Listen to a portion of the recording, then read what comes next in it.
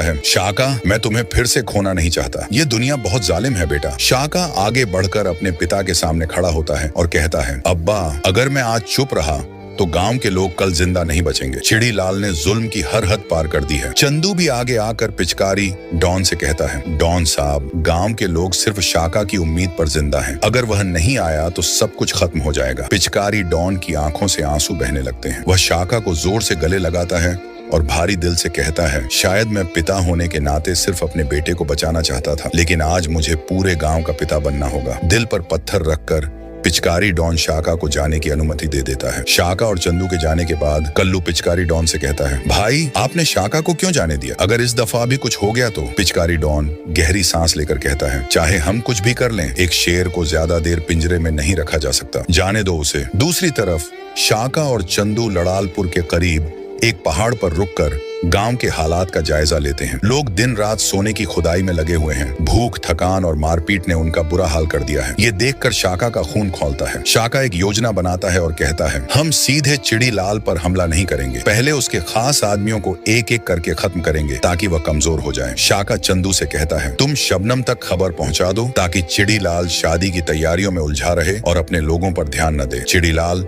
जो शबनम के प्यार में पागल हो चुका होता है, वास्तव में अपने आदमियों से ध्यान हटाने लगता है। रात होते ही शाका अपनी पहली चाल चलता है। वह चिड़ी लाल के सबसे खास आदमी झंडू लाल को मारकर गांव से भगा देता है। फिर वह उसके भाई भोला सिंह पर हमला करता है और उसे जिंदा पकड़कर अपनी कैद में रख लेता है। जब भोला सिंह के गायब होने की खबर चिड़ी लाल तक पहुंचती है तो वह गुस्से से पागल हो जाता है। वह चिल्लाकर हुक्म देता है, मेरा भाई ढूंढो, जमीन आसमान एक कर दो। तो दोस्तों अब सवाल ये है, क्या शाका गांव को चिड़ी लाल के जुल्म से बचा पाएगा या खुद भी इस जंग का शिकार हो जाएगा? देखिए अगला